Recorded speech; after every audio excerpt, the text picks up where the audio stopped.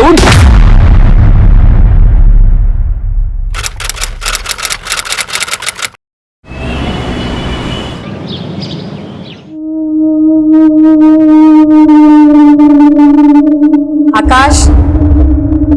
आकाश, ये क्या? तुमने अभी तक खाना शुरू भी नहीं किया है। आकाश, गेम साइड में रखो और खाना शुरू करो। अच्छा ऐसा करो, आप ही मुझे खाना खिला दो ना। तुम ना बहुत बदमाश हो गए हो। रोज रोज का हो गया अब तुम्हारा ये। आज लास्ट बार खिला रही हूँ तुम्हें, लो। अरे ये क्या, तुमने फिर से इसको खिलाना शुरू कर दिया? आकाश, गेम छोड़ो और खुद से खाना शुरू करो। पापा खेलने दो ना। आकाश, मैंने बोला गेम छोड़ो। मैंने कहा गेम छोड़ो। पापा ये क्या किया आपने? मेरा सारा गेम खराब कर दिया। वो मेरा गेम। आकाश, आकाश बदतमीजी मत करो तुम। 11 साल का आकाश एक जिद्दी और बिगड़ैल बच्चा था।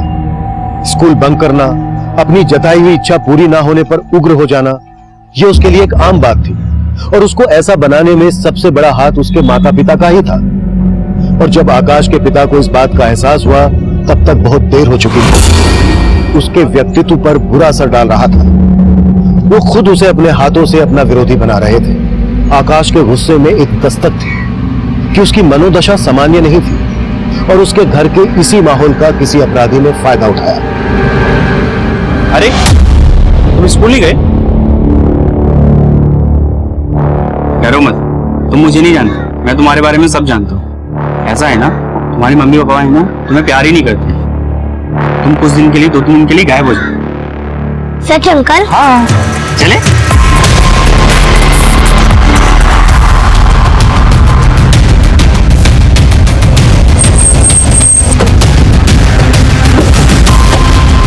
बेटा रे, हटा हटा हटा।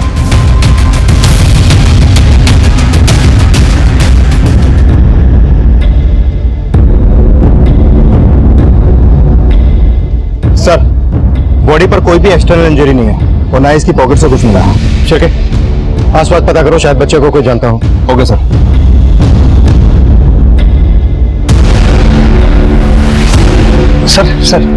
सर हमारे बेटे आकाश का कुछ पता चला? देखिए हम पता कर रहे हैं, जैसे कुछ खबर आती है मैं बताता हूँ आपको। अब क्या पता कर रहे? 6 महीने से हम यही सुन रहे हैं कि आप पता कर रहे। अभी तक आप मेरे बच्चे को ढूंढ नहीं पाए। मेरा बच्चा क्या कर रहा होगा, किस हाल में होगा?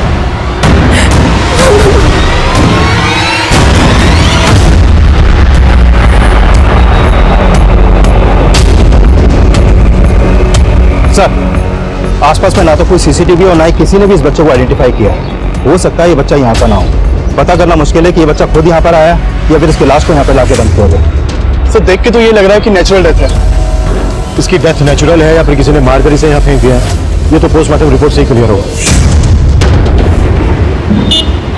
साहब 10 का एक बहुत अच्छा है, ताजा ताजा है, ले लो ना साहब।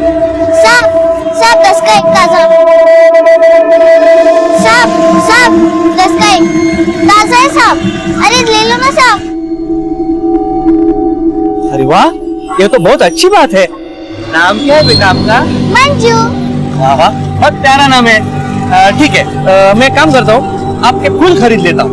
लीजिए ना साहब, 10 का एक और 20 का 3। और अगर मैं सारे फूल खरीद लूंगा तो? सारे? हाँ? साहब 80 में ले लीजिए। ये लो, पूरे के पूरे 100 रुपए। खुश?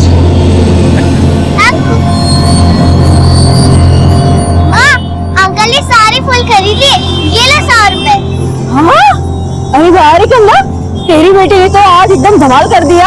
एक काम करते, इस बहाने आज वो चिकन पार्टी करते। एक खबरदार जो मेरी कमाई पे नजर लगाए, समझी ना? चल भाग यहाँ से। हाँ, जाती हूँ। बड़ी आई मंजू, ये फूल बेच में आती है।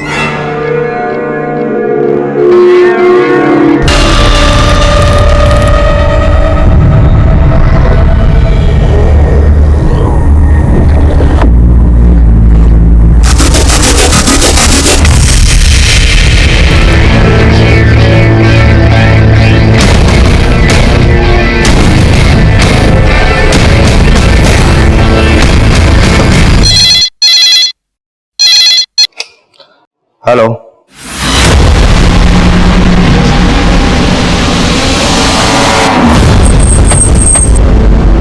सर सर बोरीवली में जिस बच्चे की लाश मिली थी उसके फोटो सारे थानों में सर्कुलेट करवा दिए, लेकिन कहीं से कोई अपडेट नहीं कि इस बच्चे की कहीं मिसिंग रिपोर्ट फाइल की गई हो। सर बच्चे की पहचान लगाना मुश्किल हो रहा है। सर, उस बच्चे का पोस्टमार्टम करने वाले डॉक्टर का फोन आया था। उन्होंने बताया कि उस बच्चे को काफी लंबे समय से मोलेस्ट किया जा रहा था। बच्चे को मोलेस्ट किया जा रहा है और कहीं पर भी उसकी मिसिंग कंप्लेंट फाइल नहीं। मतलब बच्चे के साथ जो हो रहा था उसमें उसके किसी जान पहचान वाले का ही हाथ होगा। ना आई एम श्योर उस बच्चे की डेथ नेचुरल नहीं होगी। सर अभी अभी कंट्रोल रूम से फोन आया है, गोराई खाड़ी के पास एक और बच्चे की लाश मिली है।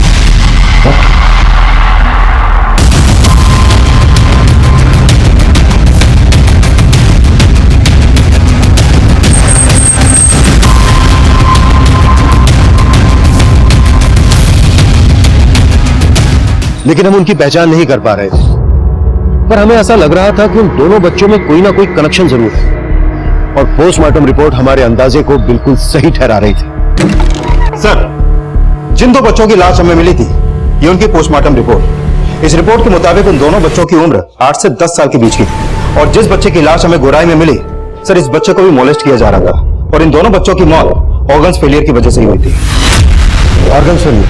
Yes sir. सर मौत नेचुरल लग रही थी, लेकिन डॉक्टर्स ने उन बच्चों की बॉडी में कई तरह के सिम्टम्स नोटिस किए। उन दोनों बच्चों को ऐसे खतरनाक केमिकल्स दिए जा रहे थे जिसकी वजह से उनके ऑर्गन्स धीरे धीरे खराब होते गए। किस तरह के केमिकल्स? सर ये तो फिगर आउट नहीं हो पाया, लेकिन डॉक्टर्स का मानना यह है कि जिस तरह का खाना बच्चे खा रहे थे, शायद वो केमिकल्स उसी खाने में मिलाकर बच्चों को दिया जा रहा था। मतलब बच्चों को पर्पसली केमिकल्स दिए जा रहे थे ताकि बच्चे धीरे धीरे मर सके। दोनों बच्चों की मौत कब हुई? सर इन दोनों मौत में 2 दिन का गैप है और दोनों बच्चों की मौत एक ही वजह से हुई, शरीर में केमिकल का होना। और दोनों बच्चों को मोलेस्ट भी किया जाता था। शायद दोनों बच्चों का आपस में कोई कनेक्शन है और इन्हें मोलेस्ट करने वाला और मारने वाला कोई एक ही है।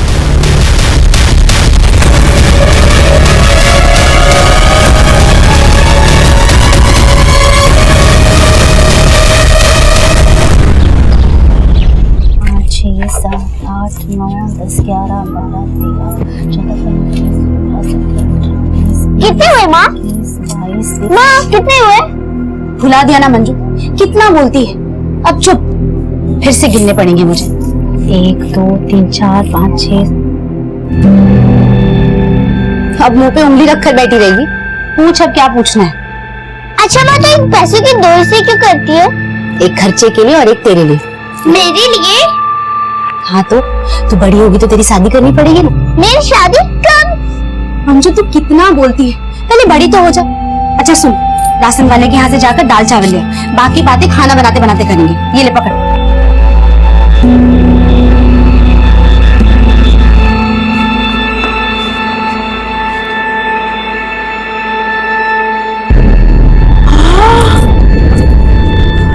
अरे कमला, तेरी तो चांदी हो गई है रे। तो अंदर कैसे आई रे? ये लो, दरवाजा खुला था, आ गई अंदर। अरे सुन ना, मेरे को 100 रुपए उधार दे देना। चल निकल यहाँ से, पहले 500 रुपए वापस दे और फिर उधार मांगना, समझी ना? तू तो आजकल बहुत घमंडी हो रही है रे। चल अपना काम कर, समझी? चल निकल यहाँ से, पैसे उधार चाहिए। चल निकल।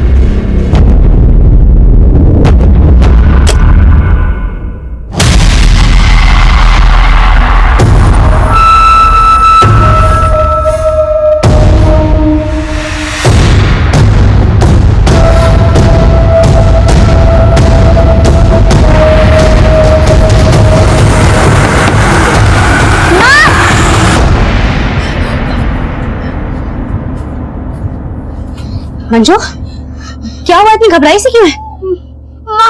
वहाँ पुलिस है। पुलिस?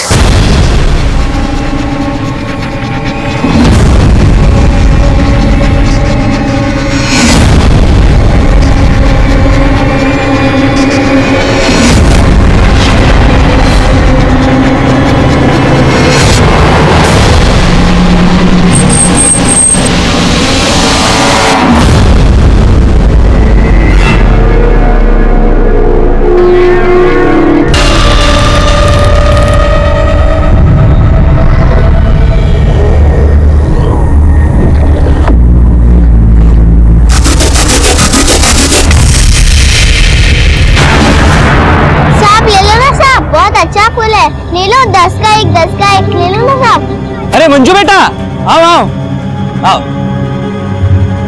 आओ आओ ना बेटा, एक अच्छी सी फोटो निकालते हैं। हाँ, ये देखो। मंजू इधर आ।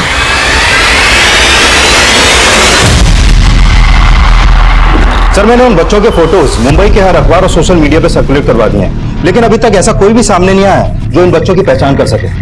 लेकिन सर, गोरेगांव पुलिस से भी एक इन्फॉर्मेशन मिली है। गोरेगांव पुलिस को भी उनके एरिया में एक 8 से 10 साल के बच्चे की लाश मिली।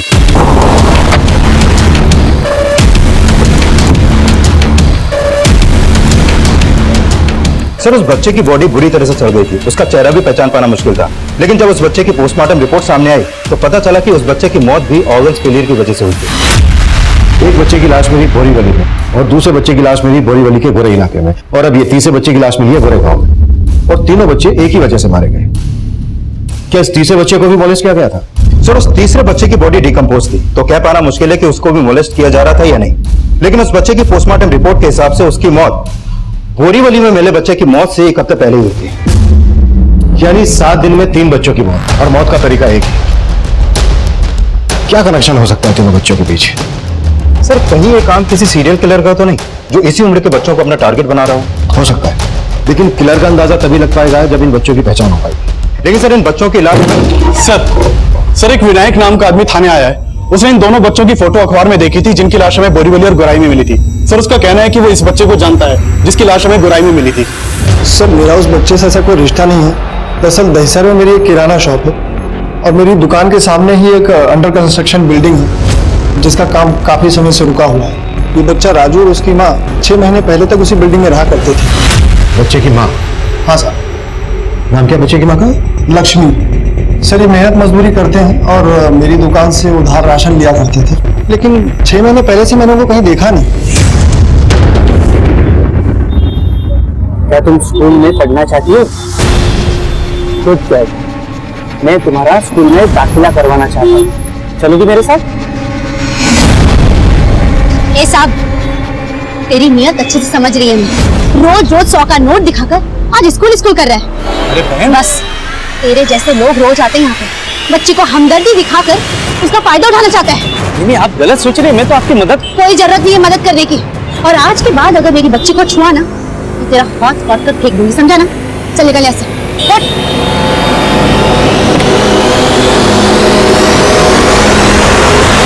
तेरे को मालूम भी है कि ये लोग बच्चों के साथ क्या करते हैं? आज के बाद किसी के भी चिकनी चुपड़ी बातों में आना मत, समझी ना? तेरे को मालूम भी नहीं ये लोग। रुक एक सेकंड।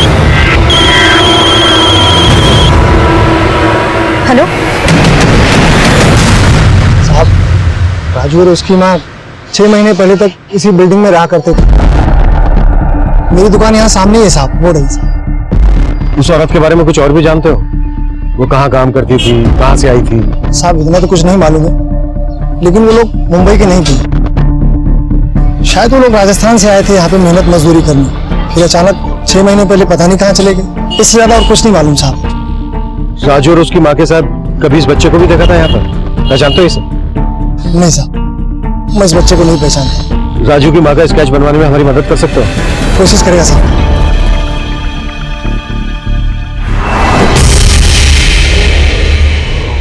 तो करिए ये, तेरे को मंजू को साथ बनाने को बोला था ना? मंजू की तबीयत ठीक नहीं है भाई।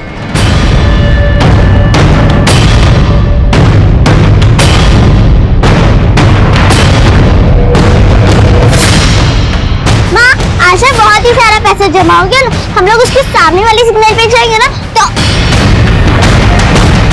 क्या हुआ माँ? कुछ नहीं, जल्दी चल। हाँ।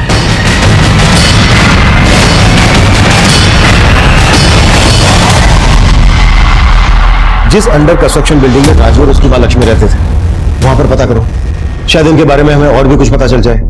और हाँ, राजस्थान पुलिस को लक्ष्मी का स्केच और बाकी तीनों बच्चों के फोटोग्राफ भेज दो, शायद वहां से कुछ क्लू मिल जाए। Okay sir. 2 बच्चों को मोलेस्ट किया जा रहा था और तीसरे बच्चे की भी यही संभावना है। तीनों बच्चों की बॉडीज में जानलेवा केमिकल्स। चक्कर क्या है? शिरके ये भी तो हो सकता है कि राजू की मां लक्ष्मी की भी मौत हो चुकी हो। पता करो कि किसी औरत की अनआइडेंटिफाइड बॉडी मिली है क्या जिसकी शक्ल राजू की मां लक्ष्मी के स्केच से मिलती जुलती है। Okay sir.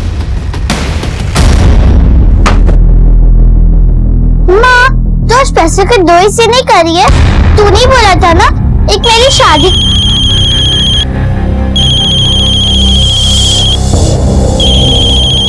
मंजू तू पोटली बांध में आती।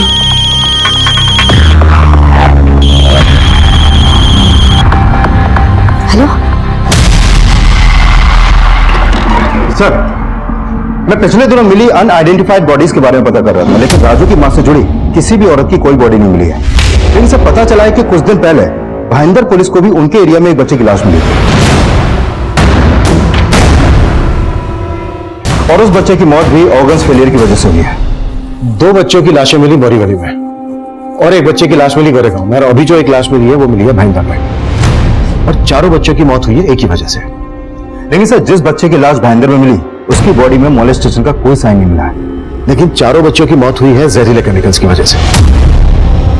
कहीं ऐसा तो नहीं है कि ये बच्चे किसी केमिकल फैक्ट्री में काम करते हो? चल के मुंबई और आसपास के इंडस्ट्रियल एरियाज में इन चारों बच्चों के बारे में पता करो। Okay sir. माँ बताओ ना हम अचानक से कहाँ जा रहे हैं? मंजू मैं सब बताऊंगी, अभी चल जल्दी से मेरे साथ। चल आजा आजा।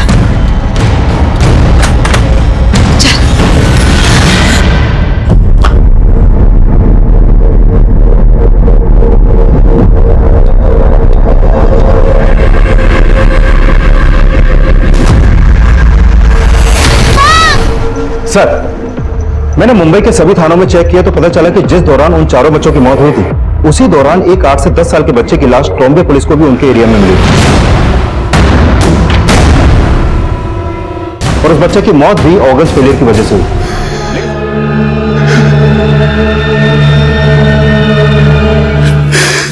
सुनिए, खाना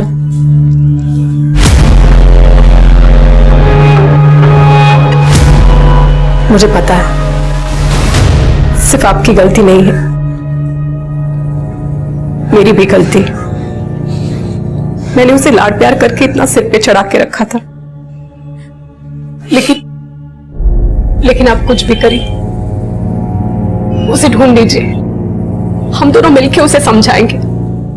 आखिर वो बेटा है हमारा। पांचों बच्चों की बॉडीज मुंबई के अलग अलग जगहों पर लेकिन मोलेस्टेशन दो बच्चों को गया। हो सकता है मोलेस्टेशन का कनेक्शन किसी अलग आदमी से हो, लेकिन मर्डर करने का तरीका एक, मतलब मारने वाला कोई एक ही।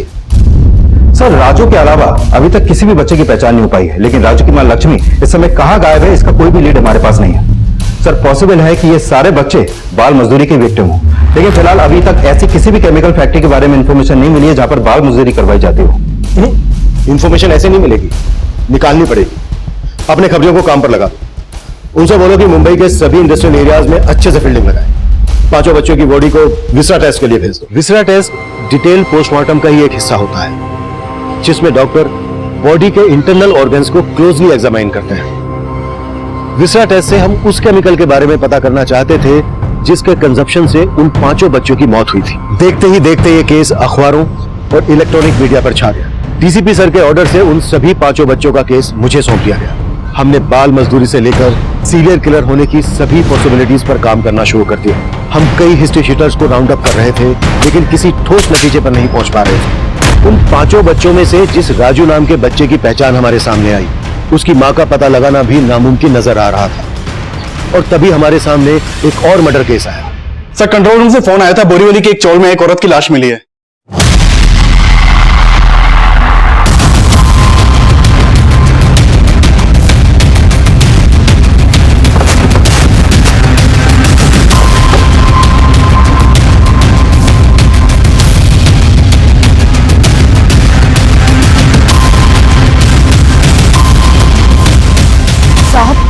अंदर जो है ना वो कमला है, वो अपनी बेटी मंजू के साथ यहाँ रहती थी। जब मैं सुबह आई तो देखा दरवाजा खुला था और उसके अंदर लाश। और कमला की बेटी? मैं आई थी तो वो वहां नहीं थी।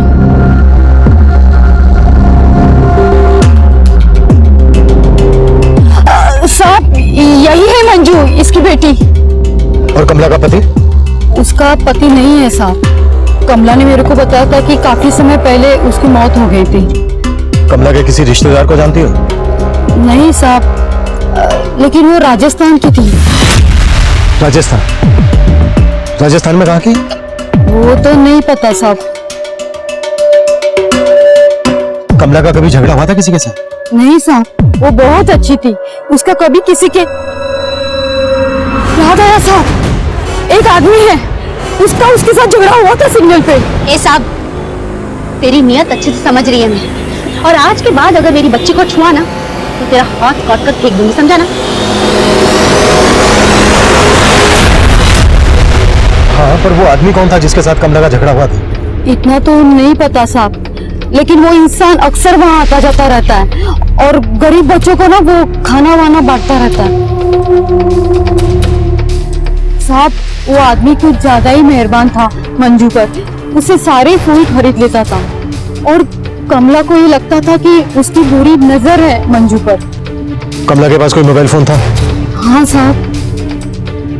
घर में कमला और उसकी बेटी मंजू रहते थे। माँ का मर्डर, जरूर किसी ने कमला का मर्डर करके मंजू को अगवा किया हो। बच्ची की फोटो पेट्रोलिंग टीम को भेज दो और बॉडी पोस्टमार्टम के लिए। जिस सिग्नल पर कमला और उसकी बेटी मंजू फूल बेचा करते थे, वहां भी पता करो कि उस सिग्नल पर कमला का किस आदमी के साथ झगड़ा हुआ था। कमला के कॉल रिकॉर्ड्स भी निकलवा, हो सकता है उससे उसके किसी रिश्तेदार का पता चल जाए। हमें कैसे भी करके उसकी बच्ची को बचाना होगा।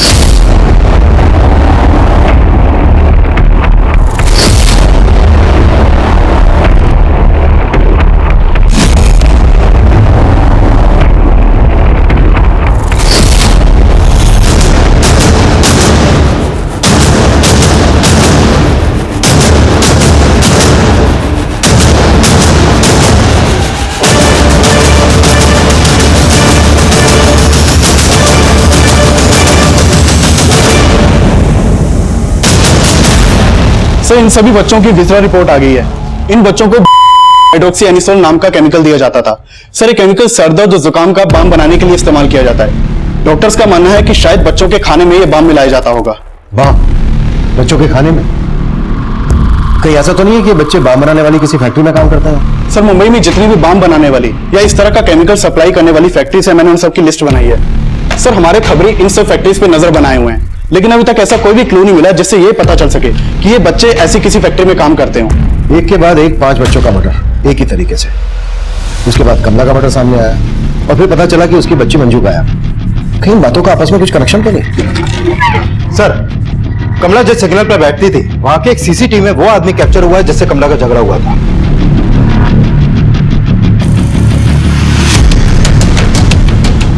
किशोरी बता रही थी कि ये गरीब बच्चों को सिग्नल पर खाना बांटा करता था और कमला को लगता था कि इस आदमी की उसकी बेटी मंजू पर गलत नजर है। 5 बच्चों में से 2 बच्चों को मोलेस्ट किया जा रहा था और सभी बच्चों की बॉडी में केमिकल्स मिले। शिल्के, कहीं ऐसा तो नहीं है कि बच्चों को केमिकल्स मिलाकर खाना बांटता था? ये देखो, इसकी गाड़ी का नंबर विजिबल है, साफ साफ दिख रहा है। गाड़ी के रजिस्ट्रेशन से इसका एड्रेस पता करो, कहाँ रहता है।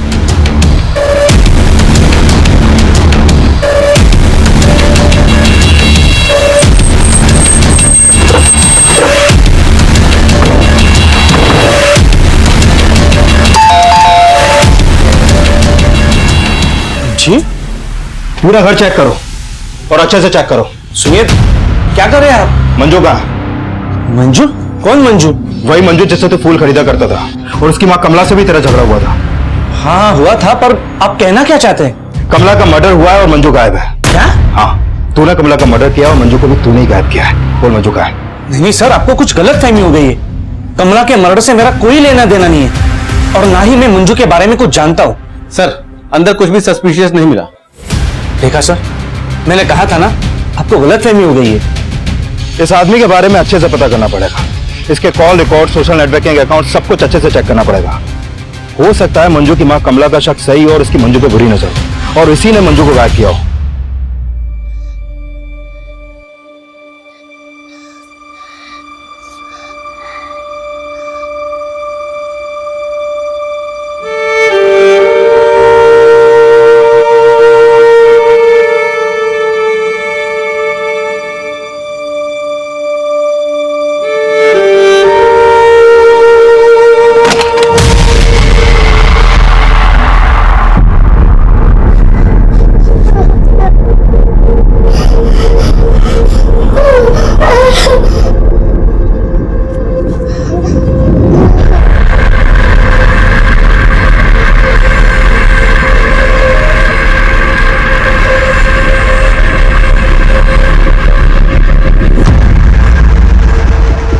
कमला जिस सिग्नल पर फूल बेचा करती थी वहां राजू, उसकी मां और बाकी 4 बच्चों के बारे में तो कोई इंफॉर्मेशन नहीं मिली है, लेकिन यह पता चला है कि उसी सिग्नल पर वकार जिन बच्चों को खाना बांटा करता था वहां से वो बच्चे अचानक से गायब हो गए। और जब मैंने वकार का सोशल नेटवर्किंग अकाउंट चेक किया तो पता चला कि वकार ने उन सभी बच्चों के साथ अपने अकाउंट पर कुछ फोटोज अपलोड किए हैं। ये देखिए सर।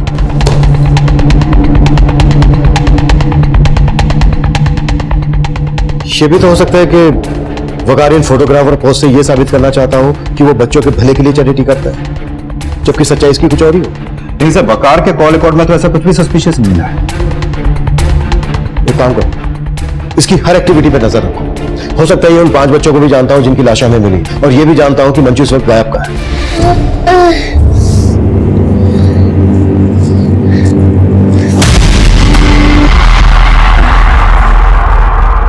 ले खाना खा ले।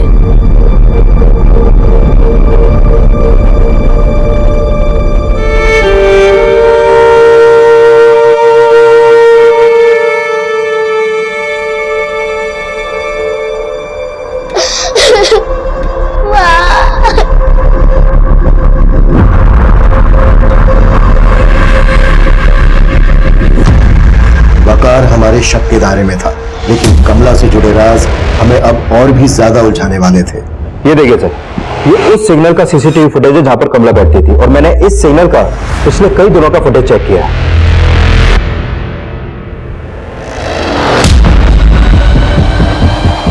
ये वही कार है जो इस सिग्नल पर रोजाना आती थी, और कमला इसी कार की डिक्की से कार्टन लेती थी। एक फूल बेचने वाली मामूली औरत से कार वाला सिग्नल पर मिलने क्यों आता होगा?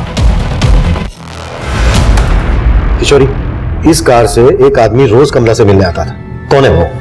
साहब, ये कार तो वहाँ रोज आती थी, और इसमें का वो जो आदमी उससे बात भी करती थी कमला। मैंने उससे पूछा भी था कि कौन मिलने आता है तेरे को, लेकिन उसने कभी कुछ नहीं कहा। बोलती थी कि कोई बड़ा सेठ है। कौन बड़ा सेठ? वो नाम वाम कभी नहीं बताया उसने मुझे। जो आदमी इस कार के अंदर होता था, उसका चेहरा देखा था कभी? उसके बारे में बता सकती हो? नहीं साहब, कभी देखा नहीं उसका चेहरा मैंने। अच्छा, ये देखो, इस कार में से कमला रोज एक कार्टन लेती थी। क्या होता था इसके अंदर? नहीं साहब, कभी इसके बारे में उसने नहीं बोला मेरे को। ठीक है, तुम जा सकती हो। शिरके, हो सकता है किशोरी कमला के बारे में सब कुछ जानती है, पर किसी वजह से या किसी डर की वजह से ये बता नहीं रही हो। इसकी भी कुंडली निकालो। सर, कमला जिस गाड़ी वाले से मिला करती थी, वो गाड़ी का नंबर मलाड में रहने वाले मनसुख सेठ के नाम पर रजिस्टर्ड है। मनसुख? जी सर। वो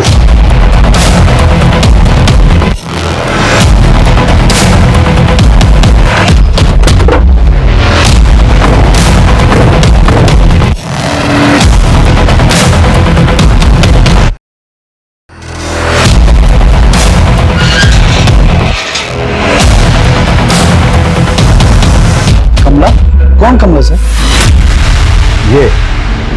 ये है कमला। पहचाना? सर, मैं ऐसी किसी औरत को नहीं जानता, और आप ये सब मुझे क्यों पूछ रहे हैं सर? मनसुख, ज्यादा चालाक बनने की कोशिश मत कर। तुम्हारी गाड़ी सिग्नल के सीसीटीवी में कैप्चर हुई है। इस औरत का मर्डर हो चुका है। कुछ भी हमसे छिपाने की कोशिश मत करना। सर, मानता हूं कि वो गाड़ी मेरी है, लेकिन मैं उसे यूज नहीं करता सर। हो सकता है कि मेरा ड्राइवर उस औरत को जानता हो सर। कौन ड्राइवर? सर, विक्रांत। वही ये कार चलाता था, लेकिन पिछले 3 दिन से छुट्टी पे है सर, और उसका फोन भी नहीं लग रहा है। रहता कहाँ है बता? सर, मालूम में कहीं रहता है, लेकिन उसका एड्रेस नहीं पता है मुझे। नंबर दो विक्रांत को।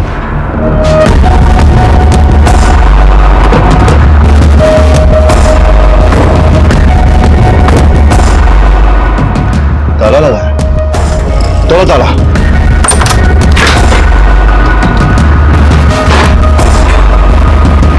पूरा रूम चेक करो अच्छे से।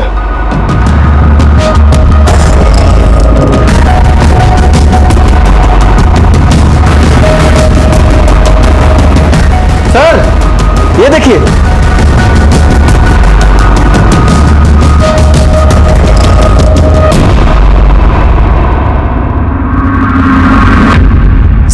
तरह के केमिकल्स हैं जो उन 5 बच्चों की बॉडी में पाए गए थे।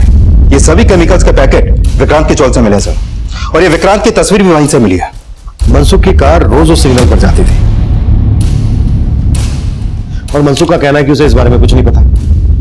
शायद उसका एक ड्राइवर विक्रांत कार लेकर जाता होगा और कमला इस कार से रोज एक कार्टन लेती थी। सर हो सकता है कि उन्हीं कार्टन्स में इस तरह के केमिकल्स हों, क्योंकि ये तो साफ है कि विक्रांत का कमला से कनेक्शन था। उन दोनों के बीच में काफी फोन कॉल्स होते थे।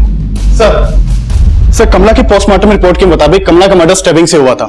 सर डॉक्टर्स ने कमला के बारे में एक चौंकाने वाली बात बताई है। सर मंजू कमला की बेटी नहीं हो सकती, क्योंकि कमला की मेडिकल रिपोर्ट से यह साफ है कि कमला ने कभी कंसीव ही नहीं किया। तो सर कमला मंजू तो क्या किसी बच्चे की मां नहीं हो सकती। क्या किशोरी तो कह रही थी कि मंजू कमला की बेटी है? मंजू अगर कमला की बेटी नहीं थी तो मंजू का कमला से रिश्ता क्या होगा? क्या ये जवाब कमला की हत्या और अब हमें एक ऐसी इंफॉर्मेशन मिलने वाली थी जो इस केस से जुड़े हर इंसान का आपस में कनेक्शन होने की संभावना पुख्ता कर रही थी। सर मैंने विक्रांत के सेठ मनसुख और उसकी फैमिली के बारे में पता किया। मनसुख और उसकी फैमिली भी राजस्थान के रहने वाले हैं। मनसुख राजस्थान का, कमला राजस्थान की और राजू की मां लक्ष्मी भी राजस्थान की।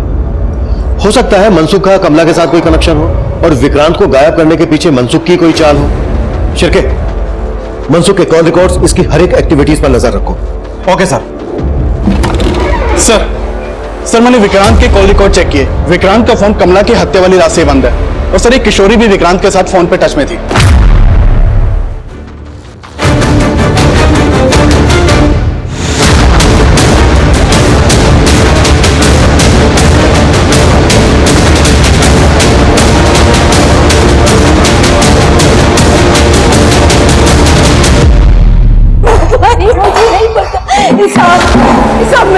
मैं नहीं जानती विक्रांत बाबू कहाँ है। मैं सच बोल रही हूँ। तुम और कमला विक्रांत के लिए काम करते थे ना? क्या काम करते थे? नहीं साहब, मैं नहीं करती थी। वो कमला पहले करती थी। क्या करते थे? क्या करते थे? वो जो सारे बच्चे जो भीख मांगते थे ना साहब, वो विक्रांत बाबू के थे, और कमला उन बच्चों पर नजर रखती थी। वो बच्चे भीख मांग कर जो पैसे लेके आते थे वो कमला को दे देते थे। फिर कमला वो आधे पैसे अपने पास रखती थी और आधे विक्रांत को दे देती थी। विक्रांत जो अपनी गाड़ी में कार्टन लेकर आता था जो कमला लेती थी, क्या होता था उसमें? वो डिब्बे में बच्चों का खाना आता था साहब, और उस खाने में केमिकल मिला होता था। बोलो। हाँ साहब, उस खाने में कुछ तो होता था, क्योंकि कमला ने वो खाना कभी भी अपनी मंजू को खाने नहीं दिया। कुछ दिन पहले विक्रांत वो बाबू वहाँ आए थे और मुझे अचानक से बोलने लगे कि देख किशोरी, कमला जो कर सकती है ना, तू भी कर सकती है। हाँ भाऊ, लेकिन अरे कमला को दूसरी जगह शिफ्ट कर रहा हूँ ना मैं। मैंने भी लालच में आकर उसको हाँ कर दी। फिर अचानक कमला का मर्डर हो गया। इसके अलावा मुझे कुछ नहीं पता सर। क्या ये बच्चे भी पहले उस सिग्नल पर भीख मांगा करते थे? देखो, ध्यान से देखो इन्हें। ये राजू है और ये गुड्डू, ये दोनों वहाँ काम करते थे। मंजू, कितनी बार बोला इन मंगतों के साथ मत खेला कर, समझ में नहीं आता ना? और तुम लोग चलो काम करो। कमला ने हमेशा मंजू को इनसे दूर रखा, फिर अचानक ये गायब हो गए। गायब नहीं हुए हैं, मौत हो गई है इनकी वही केमिकल वाला खाना खाने से। बाकी के जो बच्चे हैं वहां पर भीख मांगते थे, वो कहाँ है? मुझे नहीं मालूम सर। सर उन 5 बच्चों में से 2 बच्चे उस सिग्नल पे थे। हो सकता है बाकी के 3 बच्चे किसी और सिग्नल पर भीख मांगते हों, और कमला जैसे और भी लोग होंगे जो उन बच्चों को मैनेज करते हों। सर ये देखें, सर वो नीली गाड़ी वाला मनसुख अचानक गायब हो गया है। उसका घर भी बंद है और नंबर भी। नौकर चाकर सब फरार हैं। शनि, हमारा अंदाजा बिल्कुल सही निकला। मनसुख इस रैकेट को चला रहा था और विक्रांत जैसे उसके कई और भी साथी हैं। मुंबई के जिस सिग्नल पर बच्चे भीख मांगते हैं सबका पता करो और देखो उन्हें मैनेज कौन करता है। ऐसे सभी बच्चों का मेडिकल करवाओ, और जिन 5 बच्चों की लाशें हमें मिली थी उन सभी के फोटो एनसीआरबी के मिसिंग पोर्टल पर डलवाओ। शायद वहां से कोई क्लू मिल सके। सर लेकिन सर एक बात मेरे समझ में नहीं आ रही। किशोरी, लेकिन विनायक ने बताया था कि राजू अपनी मां लक्ष्मी के साथ दहीसर में कहीं रह रहा था। सर इसका मतलब विनायक या किशोरी, इन दोनों में से कोई ना कोई तो झूठ बोल रहा है। मंजू कमला की बेटी नहीं थी, और हो सकता है राजू भी लक्ष्मी का बेटा ना हो। चल के विनायक को फिर से थाने बुलाओ। Okay sir.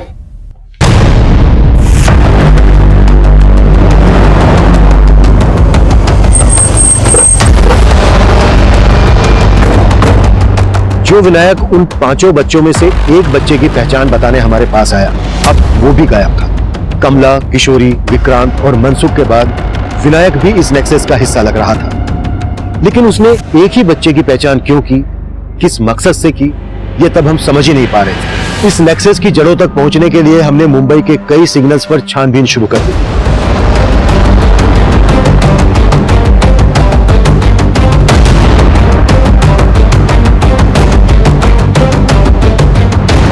जहां हमारा सामना कमला और किशोरी जैसे कई लोगों से हुआ, लेकिन इस नेक्सस के किंग पिन गायब थे।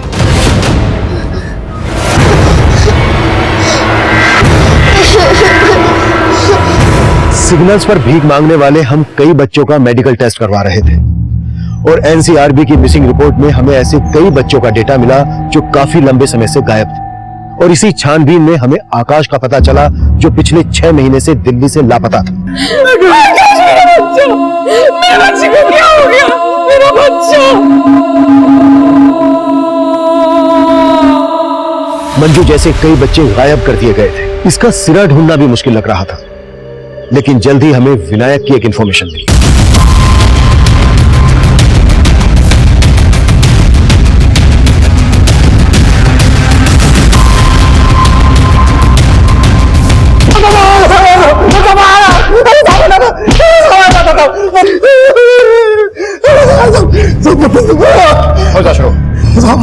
साहब इस रैकेट से मेरा कोई लेना देना नहीं है साहब। विक्रांत के दिए जहां से मैं आ गया साहब, उसका मेरी दुकान पे रोज आना जाना था साहब। वो एक दिन आया और मुझसे बोला कि पुलिस उन 2 बच्चों की पहचान ना बहुत जोरों शोरों से कर रही है।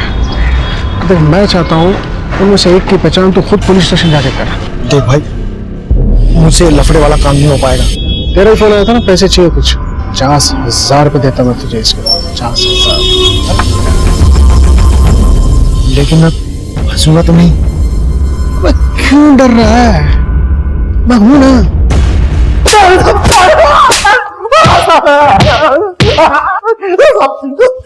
बोल, और क्या क्या झूठ बोल रहा है? विक्रांत कहाँ है?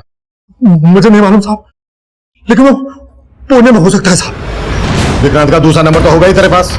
हाँ है साहब, एक नंबर है।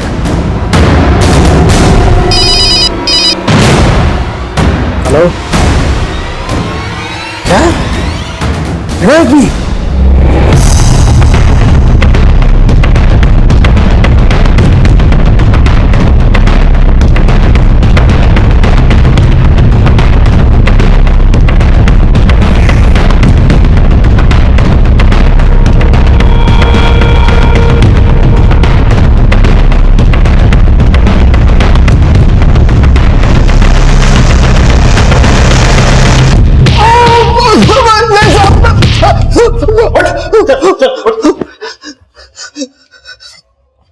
मनसुख कहाँ है? साहब, मुझे मनसुख सेठ के बारे में कुछ नहीं बोलूं। जल्दी बोलते मनसुख कहाँ है? जल्दी बोलते, नहीं तो टैट बस यहीं दबा दूंगा। बोल। साहब, मैं तो खुद ही बच के छिप रहा था। मुझे मनसुख सेठ के बारे में कुछ नहीं पता साहब। कमला तो तुम लोगों के लिए काम करती थी, फिर उसे क्यों मारा? ये मंजू को भी सेठ ने कहीं से खरीदा था और उसे कमला को संभालने के लिए बोला, ताकि जब वो बड़ी हो तो उसका दाम अच्छा मिल सके। लेकिन साहब, वो मंजू को अपनी बेटी समझने लग गई और उसके साथ भागने की तैयारी कर रही थी। सेठ मेरे को बोला और मैं उसको। मंजू कहाँ है? मंजू कहाँ है? सेठ के कहने पे।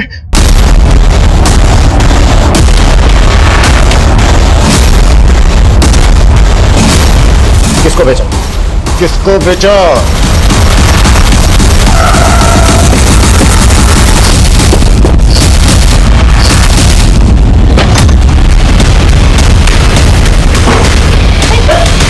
चलो इसको चलो, उठाओ, बच्ची का है। मैंने कुछ नहीं किया सर, मैंने कुछ नहीं किया सर। ठीक है, इधर देखो।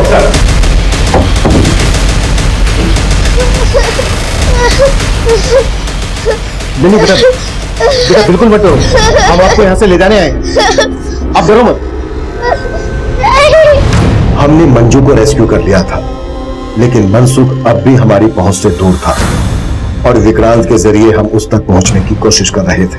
साहब, मनसुख सेठ के ऊपर भी एक और सेठ है जिसके बारे में सेठ ने मुझे आज तक कभी नहीं बताया। बस वो हर महीने की 17 तारीख को बच्चों से भरी हुई वैन भेजता था। उन सब बच्चों को स्कूल के कपड़ों में स्कूल की वैन में ही भेजा करता था ताकि किसी को शक न हो। फिर सेठ हमें उसमें से सेलेक्ट करते थे कि इसमें से किसको प्रोस्टिट्यूशन में डालना है और किससे भीख मंगवानी। और 17 तारीख को बच्चे कहाँ लाए जाते थे? जहां से तू और तेरा मनसुख उन्हें उठाते थे।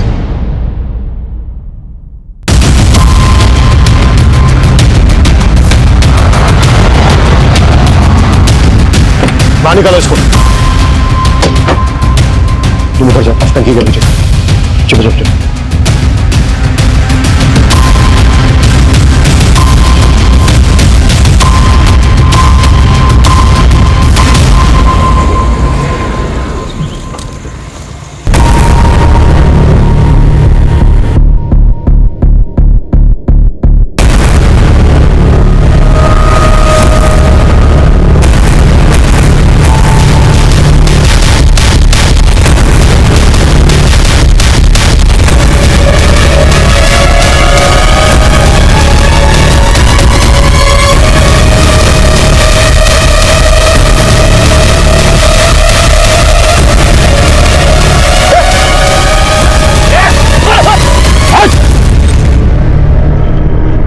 गाड़ी में।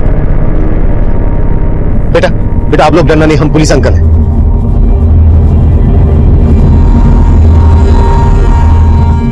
आखिरकार हमने इस नेक्सस के किंग पिन मनसुख को अरेस्ट कर लिया था और ऐसे कई बच्चों को रेस्क्यू किया जिन्हें आकाश और मंजू की तरह ट्रैफिकिंग, मोलेस्टेशन और बैगरी रैकेट्स जैसे अपराधों में धकेला गया था। हर अपराध होने से पहले अपनी दस्तक जरूर देता है। अगर हम सतर्क हैं तो समय रहते ऐसे अपराध से बचा जा सकता है। अब मैं सीनियर इंस्पेक्टर अभिमन्यु जिंदल आपसे विदा लेता हूं। आपसे फिर मुलाकात होगी एक नए केस के साथ। देखते रहिए क्राइम पेट्रोल दस्तक। मकसद बताना नहीं, बचाना है। इस तरह के और भी एपिसोड देखने के लिए हमारे चैनल को सब्सक्राइब करें और बेल आइकन दबाना ना भूलें।